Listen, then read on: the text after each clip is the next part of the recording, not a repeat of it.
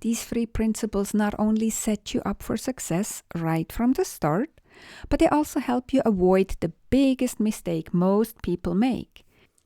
Well, hello, my friend. Welcome back to another episode of the From Chaos to Peace podcast, where I talk about how clutter is so much more than you think, and we put a spiritual twist on clearing that clutter to get organized. Thank you so much for allowing me back into your ears. Well, hello, my friend. I'm your host, Conny Graf. Welcome back to the podcast. And if this is your very first time here, a very warm welcome to you too. I'm so grateful that you're checking out this podcast. Today, I want to talk about my 3 key principles for successful decluttering. Now, listen up. This is important. These are not rules. I don't do rules. Instead, these are guiding principles that make the process easier and more effective, especially if you're new to decluttering or if you tried it before and you didn't get the result you hoped for. These 3 principles not only set you up for success right from the start, but they also help you avoid the biggest mistake most people make, taking on too much at once. That's when overwhelm kicks in, and clutter clearing stalls before it even really begins. And that's a pity, because clutter clearing done right doesn't overwhelm. It actually lifts you up and makes you feel better. So here are my 3 key principles for decluttering. 1. Break it down into small, manageable chunks. 2. Start with the least personal area. And 3. A few minutes a day keeps the chaos away. These 3 principles work together holistically. By starting small and tackling less personal areas first, you'll gain momentum and build your decluttering muscle. And over time, you'll get better equipped to handle the more challenging areas that you then can start tackling. As John Maxwell says, the secret to your success is found in your daily routine. And if you don't change your daily habits, the chaos will return in days, weeks, or months.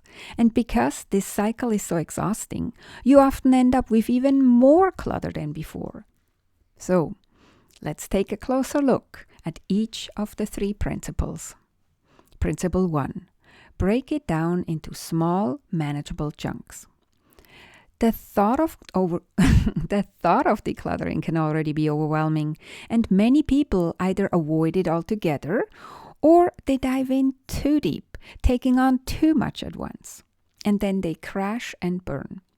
This often leads to burnout too, frustration, and an unfinished mess that looks worse than before. Does that sound familiar? Does that or did that maybe happen to you? When that happens, the little gremlin in our ear starts whispering, "See, you can't do this. You're just not an organized person." And that negative self-talk makes you want to give up. But please, don't do that. Instead, keep it small and manageable what you're decluttering. When you complete a small decluttering session successfully, you really feel lighter and more accomplished. And that feeling motivates you to keep going. Here are some examples of small areas you can start with.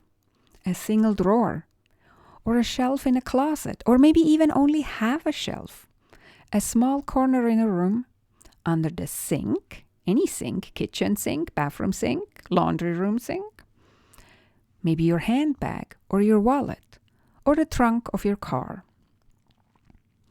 Again, break it down into small, manageable chunks. That's principle number 1. Now let's move on to principle number 2.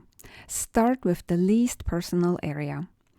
Now, decluttering is not just about things. It's about the emotional attachment that we have to these things. That's why I recommend starting with the least personal area of your home. Many people avoid decluttering because they fear letting go of sentimental items. But remember, you don't have to get rid of anything you truly want to keep.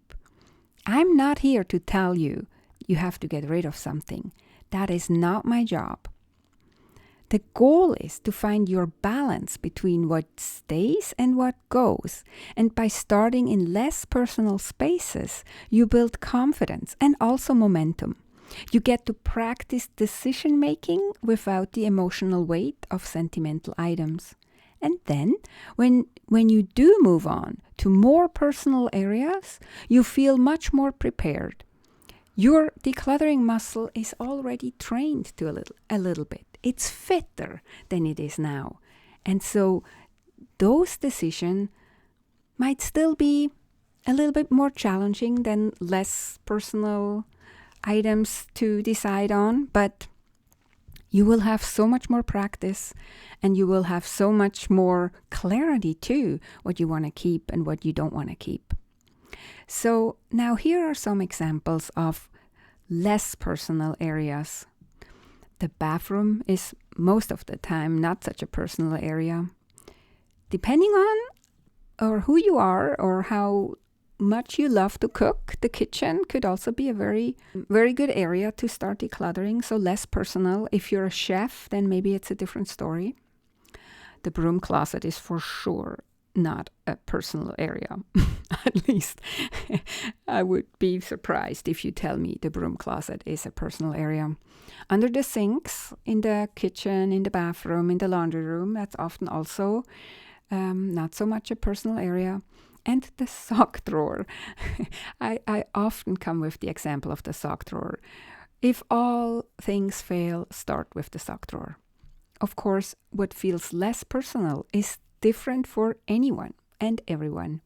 I once had a client whose laundry room turned out to be deeply personal and emotional for her.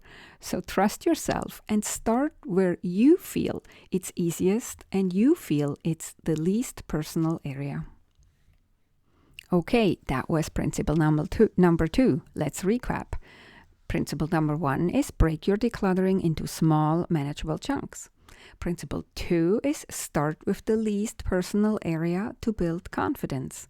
And now we move on to principle number 3, which is a few minutes a day, keep the chaos away. This one is a game changer.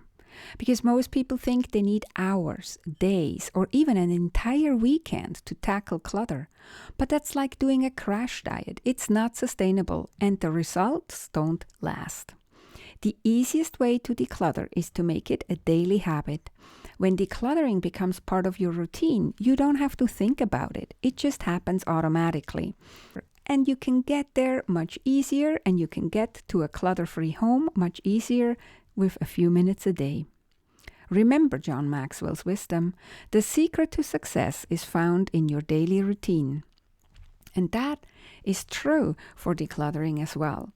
And the good thing is, when you do a few minutes a day, you get into the routine, it becomes automatic, and the clutter will not creep back in because every day you're doing a little bit. So you keep it also decluttered. You keep it clutter-free.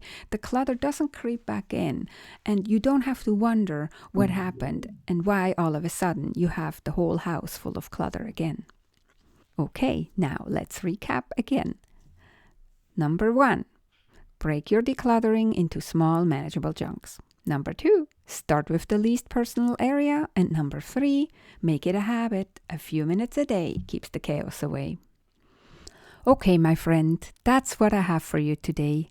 I hope you do go and put these principles into action, because listening is great, but real change happens only when we actually do something, even if only for 5 minutes. So take a moment to identify a small, less personal area in your home or office and spend just 5 minutes decluttering.